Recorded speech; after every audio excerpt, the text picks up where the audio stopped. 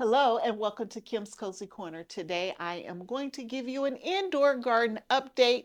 I'm going to show you how my young seedlings are doing, as well as some of the changes that I've done in my indoor grow space.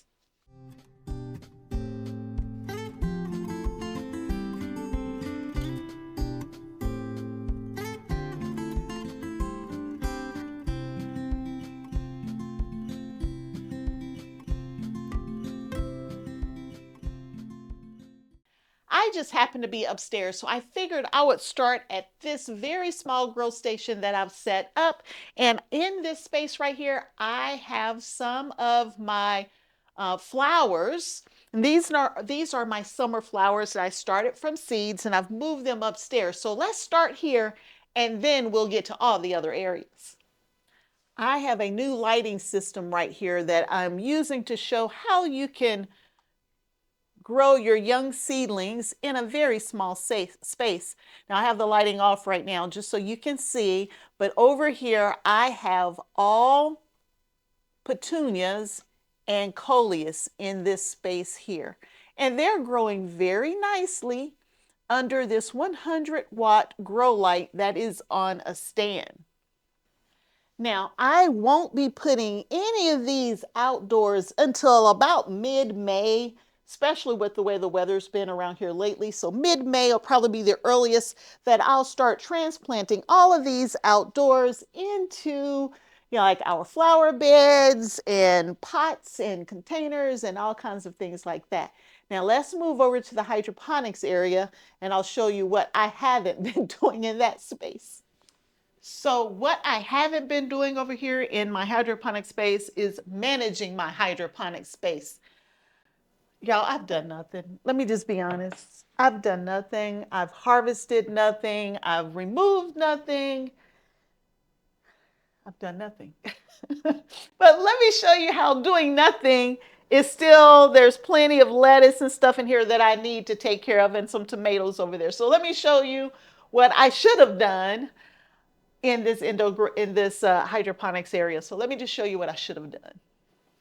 So y'all, this right here,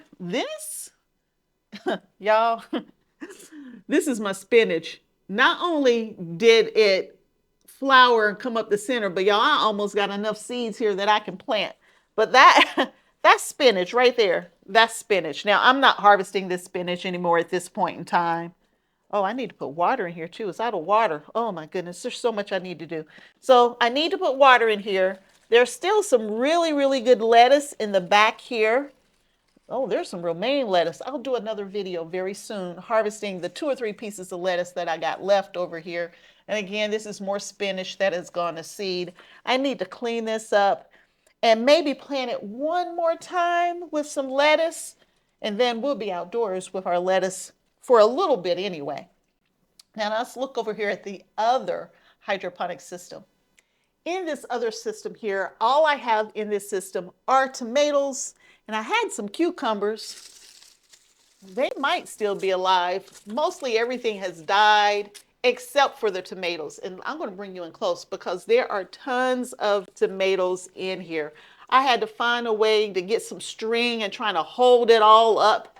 This will not go up any higher. It's as high as it'll go. And I got tomato plants up against it. But there are lots and lots of tomatoes in there that need to be harvested. Let me show you.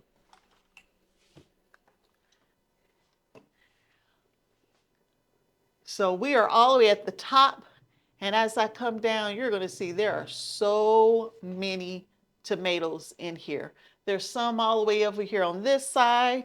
As I go around to the other side and I get out of my own shadow, there are tons of tomatoes growing on the back side as well. So all of the needed ingredients for a nice salad. What is that? Oh, I thought that was seeds on top of this unit here. But all of the nice ingredients, everything you need for a very simple salad can be grown in these teeny little grow spaces. And these are Let Pot units. One's a Let Pot Original, one's a Let Pot Max. But you can grow lots of stuff indoors. You don't need a huge garden to do it. And I like to grow indoors during the winter. Now let's go downstairs to where I have my large indoor grow tent.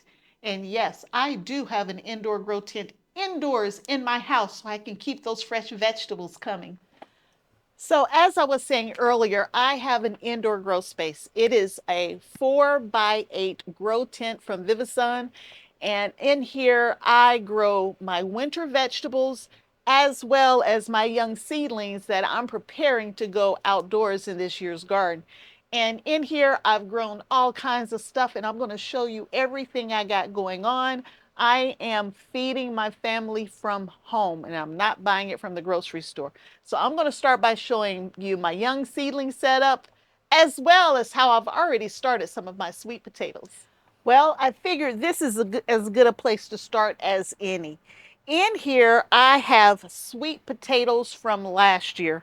I took some of my smaller sweet potatoes. Now, I'll be honest, y'all, I could have ate that one right there. That one looks pretty nice in size. I took several of my very small sweet potatoes and I put some Happy Frog potting soil on them, on top of them and around them. So basically, I planted them very shallow in my Happy Frog potting soil. And I did this probably a week ago. I think it's been about a week ago. I already have little plants, little shoots coming up off of my sweet potatoes. I'm going to bring you in close to see it. Now, I have 3 different types of sweet potatoes in here. I have my Beauregard, and I'm going to put pictures up here for you. Beauregard, Covington, and a Japanese purple sweet potatoes. On the outside is purple, the inside is a white flesh. But those are the 3 different types of sweet potatoes that I'm going to grow this year in my garden. About, maybe it's been a week ago, it might have been 2 weeks. I'm going to have to look up the date. But here's the date of when I put those in here in the soil. And they are already starting to sprout up. I will not be buying sweet potato slips. I am going to grow all of my own slips and I'll get what I get. If I don't get enough, I'm not going to buy 10 slips for $25. I'm going to just keep growing my own slips from my own supply. And that means I am self-sufficient. I didn't buy a seed, I didn't buy a slip, I didn't buy a plant. These are last year's, and this will be the 2nd year now that I've grown my own sweet potatoes from my own slips, with the exception of the Japanese sweet potatoes. I did buy slips because I wanted to try something different. They've already started doing well. Now these we will not be putting in the ground until probably late May. Just to be honest with you, you want your soil to be extremely nice and warm. You don't want any cool season weather. So this might be one of the last things that I plant in this year's garden. And so we're doing fine, because what I'm going to do is take these little slips that are growing, these little green pieces that's growing up off of the potatoes, and we're going to put them in water and we're going to root them. And then we're going to plant those slips that we've rooted. That's how you grow sweet potatoes. Now let's look at all the other young seedlings that I have growing all over in my grow tent.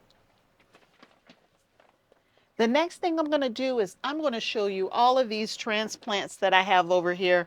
And it's a little bit of everything. So let me get you over here and show you everything going on from a transplant standpoint. Now, I got plenty of peppers and tomatoes. So we're going to start down at the very bottom. These are all of my tomato plants. They have all been up potted and they're looking pretty good. They need to be watered is what they need to be right now. But those are my tomato transplants.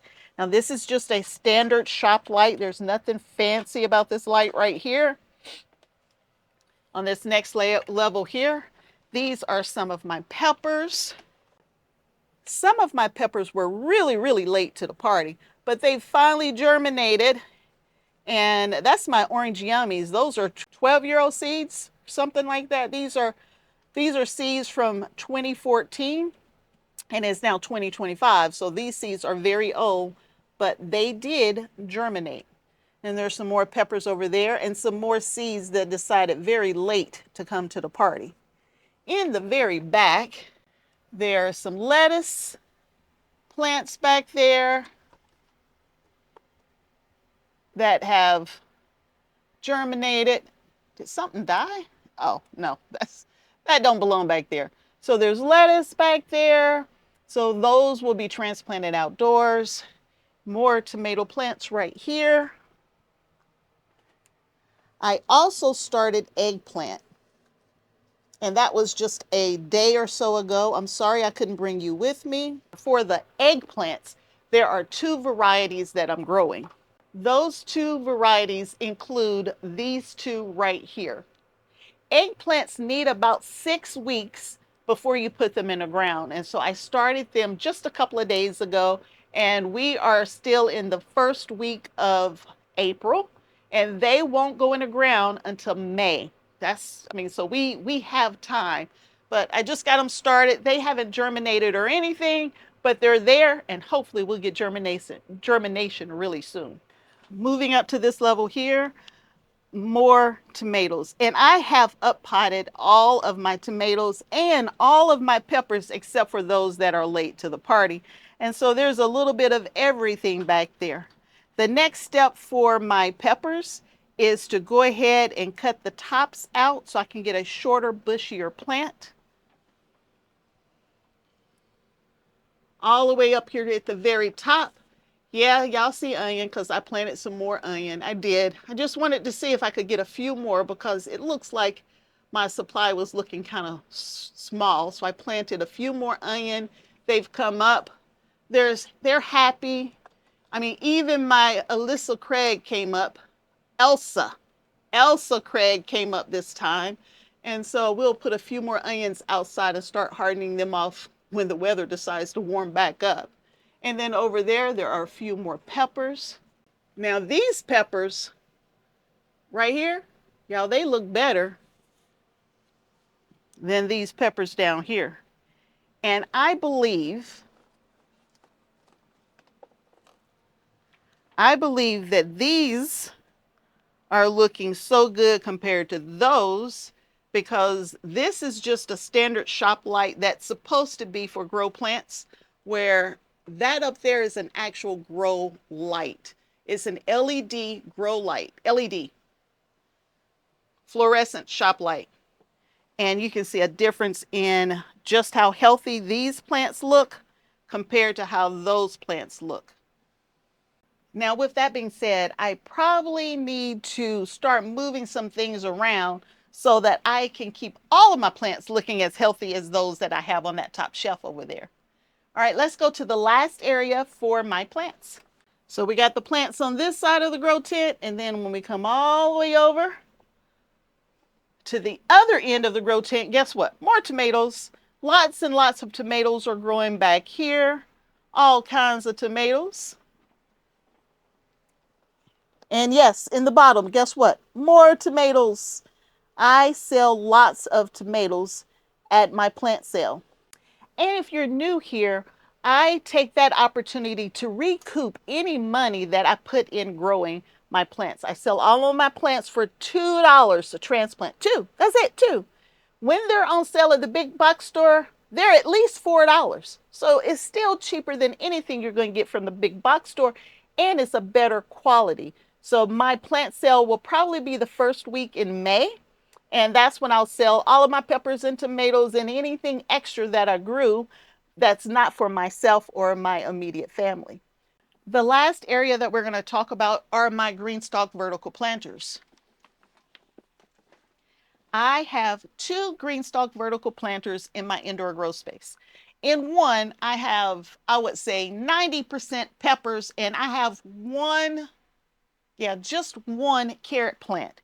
And in here, these are peppers from 2 years ago, peppers from last year, as well as peppers that I just planted since we brought it indoors. And I have been getting a pepper harvest. And it's time to harvest again because there's a pepper right there. And wait till I show you the top of this tower.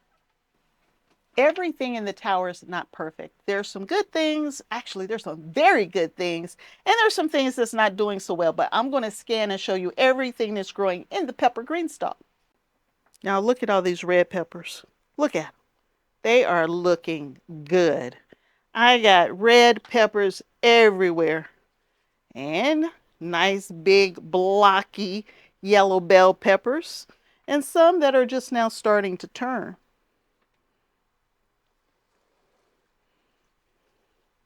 I also have peppers in here that aren't quite ready yet. They're green. Now you can eat green bell peppers. And there are plenty of bell peppers right there. And then up here are the carrots that I was telling you about, as well as some that don't look so hot. That one's not happy at all. I need to get that one out of there. But there's some nice ones over here as well. Over here at the last GreenStalk, I have removed the top tier and taken it outdoors. In the top tier, I only had cabbage left, so I went ahead and moved it outdoors. In the last 3 tiers, I have micro dwarf tomatoes that need to be harvested. These are my orange hat tomatoes. There's lettuce. There's a lot of lettuce right there, y'all. Look at all that lettuce. That is enough lettuce right here for my family to eat on for several meals once I finally harvest it. There are more tomatoes here. A couple more in the back.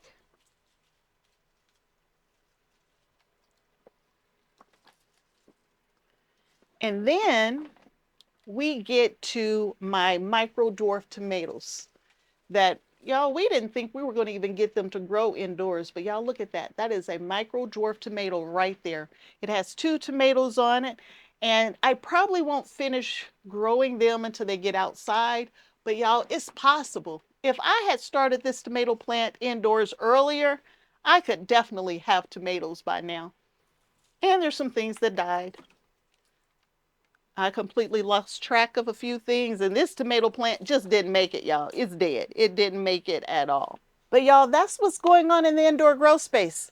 We're still eating good, as well as starting to get our transplants for the outdoor garden. Now, the next video is probably going to be a harvest because, y'all, I need to harvest. Y'all see this? I got lettuce and tomatoes in here and lettuce upstairs that need to be harvested. Now, I'm getting behind. I'm getting behind the game here. But that's the indoor update. Things have changed. There's some new stuff in here, and there's some stuff that's gone because I've already taken it outside. So that's it on this video. Until next time, and I hope there will be a next time that you hang out at Kim's Cozy Corner with me. Bye.